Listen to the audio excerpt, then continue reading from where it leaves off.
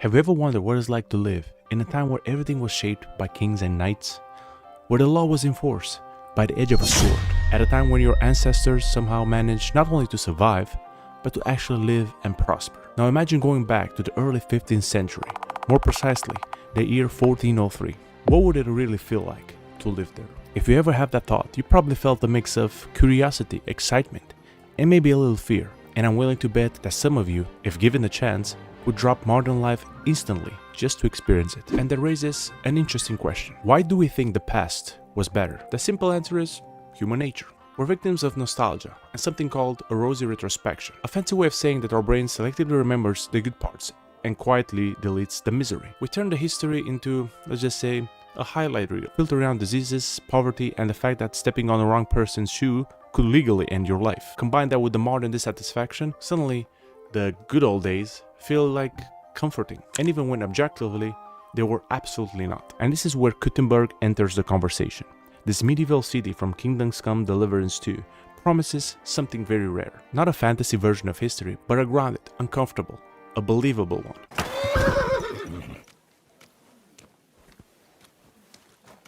Okay. And today we're putting the city, the period, and the lifestyle under a magnifying glass to answer the good old question. Yes, I did that on purpose. Why does Kuttenberg feel so real? And we're gonna start with something fundamental, which is the location. Historically, Kuttenberg, known as Kutna Hora in the Czech Republic, is a real city that you can still visit today. It's located about 70 kilometers east of Prague, and in the early 1400s, it was the second wealthiest and the most important city in the region. Why? Silver. And lots of it. Warhorse Studios, the game developer, has recreated the city with a high degree of historical accuracy of the game. Comparison between real life and Kutna Hora and in-game screenshots shows a high degree of fidelity in representing the medieval architecture and street layouts that still exist today. I don't know why I say it like that, but we're gonna leave it. They somehow managed to balance the historical fidelity with the need of an engaging game. But historical accuracy is not the sole purpose here, but rather is a tool of immersion. And like any great medieval city, Kuttenberg needed a reliable water source. Enter the Virtual River.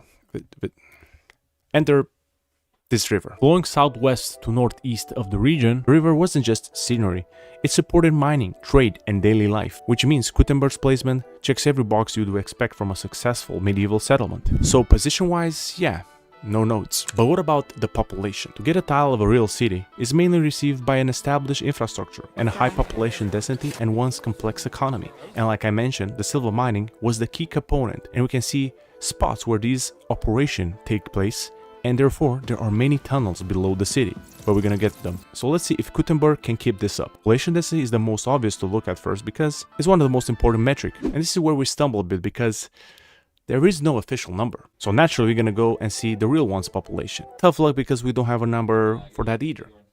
So now, let's try to speculate a bit by looking at the capital. Prague is thought to have had a population of around 40 to 50k inhabitants in the early 15th century. Looking at the map from that era, and Kuttenberg being the second largest, with a status as the next most important city, we can speculate that Kuttenberg had a population that ranges between 10 to 50 inhabitants. So after all this, let's go to the in-game NPC population.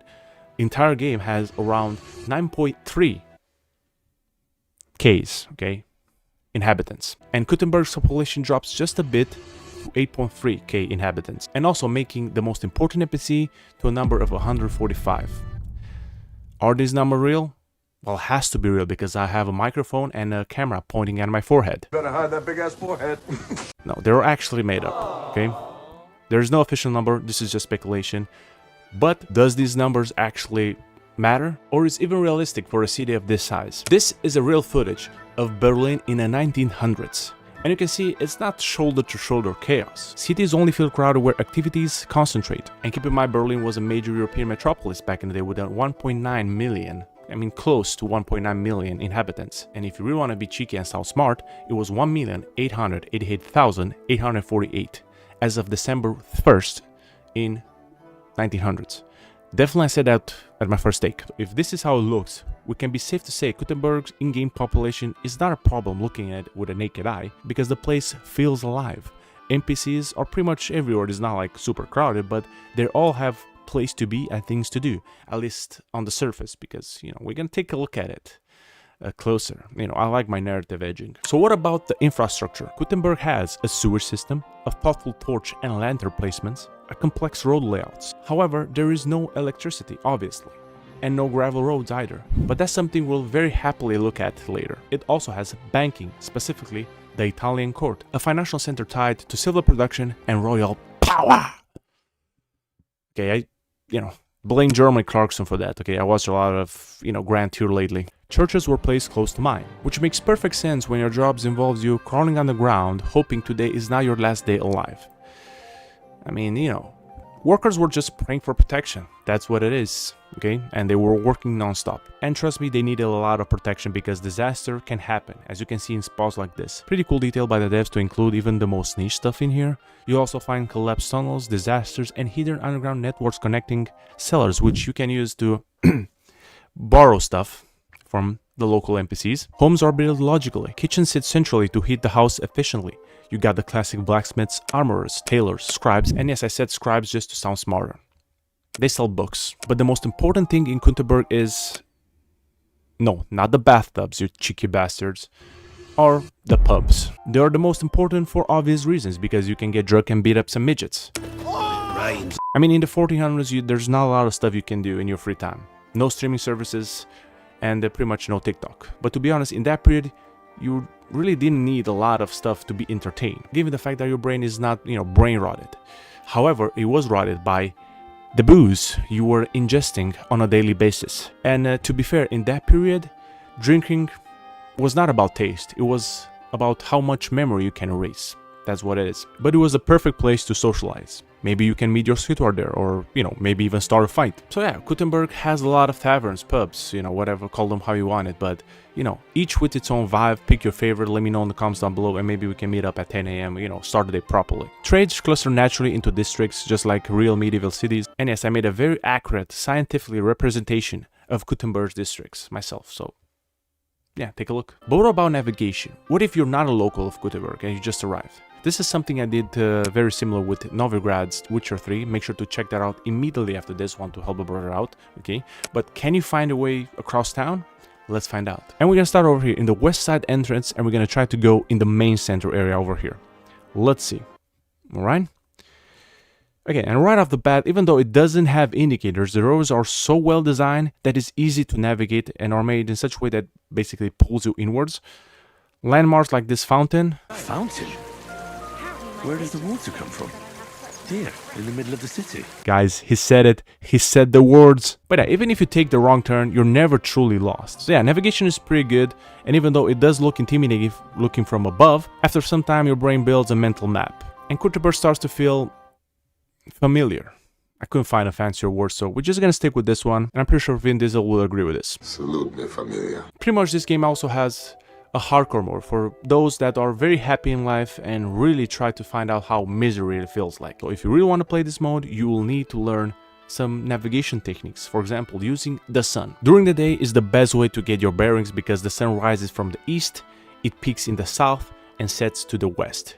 Because of the location of Bohemia in that period, it was located a bit north side of the equator. If you want to see more in depth about this topic, check out this guy, RoboCharge. I mean, he's way smarter than me. I just presented you, the general basis of it, and also I bring the looks. Some other ways are in hardcore mode is to ask direction from the NPC, but keep in mind, they can lie to you, which is pretty hilarious. But in my opinion, exploration teaches you everything. Kuttenberg's elevation is quite unique because going east will make you go lower and vice versa. But in general, topography and geology was shaped by, like I briefly mentioned, the discovery of mining of extensive silver ore veins. But does it follow the classic social geography like in real life? If you pay attention, while you explore, you will notice that on the edges of the city, close to the walls, there are the poor, the beggars, people without a house, where they sleep and live in misery. And going closer to the middle, you'll see that it's a much wealthier place, in every aspect. The buildings are incredible, as you can see.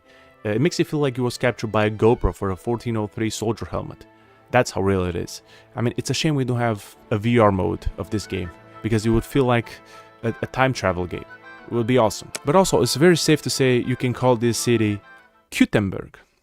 Okay, I actually stole that one, I admit. Of course, you'll also find some beggars around these nice places because this is where the money is. And of course, close to churches for the prayers. Again, this is a spitting image of today's social geography. Outside the city is also a perfect representation of how it was in those times. Exploring these parts, you'll find farmers, herds of sheep and cows, and pretty much villagers doing the hard work for low pay. And it's pretty clear that Kuttenberg has all the right things within it, and when you just play normally and not focus on specific stuff, it will give you a subconscious sense of a real place. But what if we are pedantic pricks? Okay, what if we start to focus? Can we find actually something that will break the immersion? So let's start with the road details. There's no gravel, just mud. Accurate so far. Horse piss flowing downhill into puddles, and people put some haystack on it to absorb it. This detail alone is enough to scare AAA studios. Moving on, we have some horse defecation around the city, which is actually super normal, and stables around the city for care. And this is where something happened. Okay, I didn't realize this is possible, but you know, I had some rotten food and I wanted to get rid of it, and I just drop it in the middle of this, you know, of the streets. And what I realized is the horse and the dog came to feed.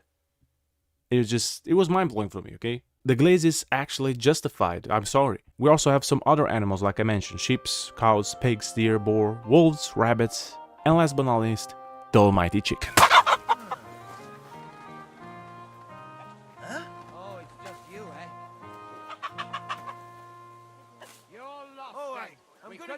This out peacefully. Okay, now it's time to break the illusion. And I'm not gonna pull any punches. And also, I'm not that easily impressed. Greetings, friend. Okay, so we find this guy working. Surely it's just an endless animation. I heard you're in need of money, friend. Aye, true enough. Okay, so it's safe to say this is pretty incredible. But I will not rest until I find something.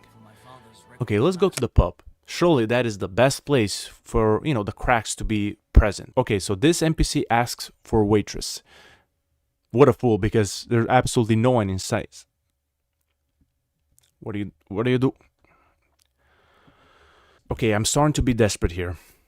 Okay, let's just wait and see if this NPCs will actually go to their homes, okay? Let's just stay here, and this way we're gonna prove that this is an endless routine.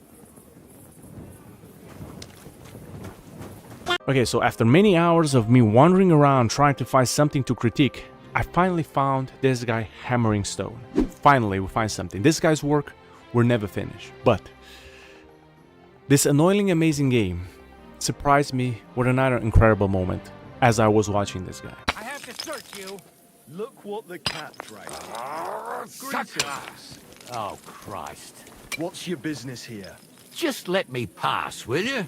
Of course I will. I'll just have to search you first. I mean, it's pretty obvious that you have to check yourself before entering this city. Okay, so NPC abusing their powers, that's pretty cool, I have to admit. Another cool interaction, and this is what I saw on the internet, this is not me experience it, but I have to show this to you, because it was just mind-blowing. This guy was just fighting, I think it's a guard or something, but while he was fighting, in the background you can see an NPC coming to his help, and afterwards he gives him the praise. I mean, in the studio, by the way. Okay, so let's go back to this guy. It's pretty late, pretty much he is the only one working here. I don't know why, but it's 10 AM and from the looks of it, he goes home. We're gonna follow him, and yeah, it does look like he's not living in the city. Again, I cannot follow him, but you know, it's safe to say that he's living nearby. And also it's super realistic because not everybody, especially a low-paid worker like this, can afford the city life. Here are some other interactions with the NPCs that I found pretty hilarious. What the? Where are you sticking your hands, you thief? I surrender! I've got it in for you, scum! You're that damn pickpocket who's been sticking his fingers in other people's purses! I'm very sorry. This is just a big misunderstanding. What do you mean, misunderstanding? There was a bee on that purse. A bee? What are you on about?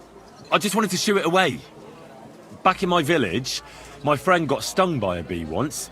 He swelled up like a frog and died.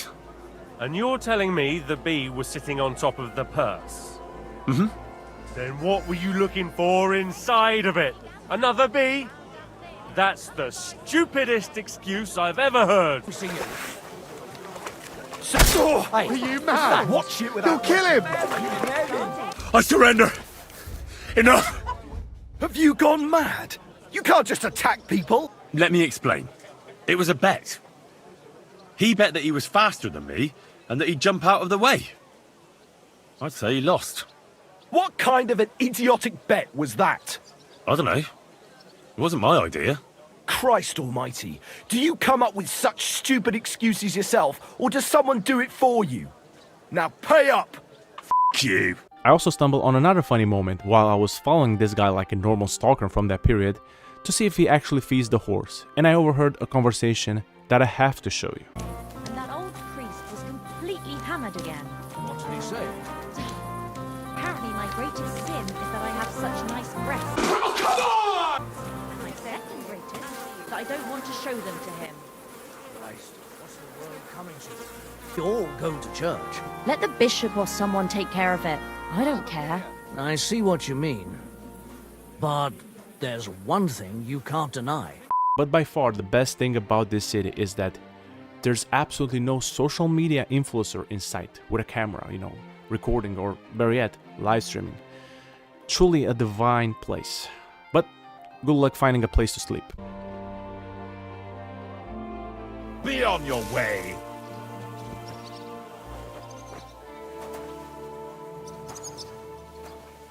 Clear off.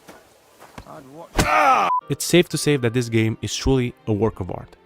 And it's not for everybody, especially not for the TikTok brainrot kids. Immersion of this game is truly on another level, because it comes from the fact that the city forces you to obey by its rules. In the beginning you'll think that the devs are trolling you by the amount of friction this game has, but after you understand it and stop fighting it and start living by its own rules, like feeding, washing, sleeping properly, blacksmithing, only then the immersion will truly set in. This game has the ability to make you feel like a filthy beggar super fast, but that doesn't mean that other games do not have immersion if they don't do it like this. It just shows how many ways immersion can be implemented in these games, and of course, what style fits you. There are so many details in this game that I'm pretty sure you'll catch something I missed, so I'm fully expecting you to roast me in the comments. Watch another video right now, and have a great day. See you on the next one.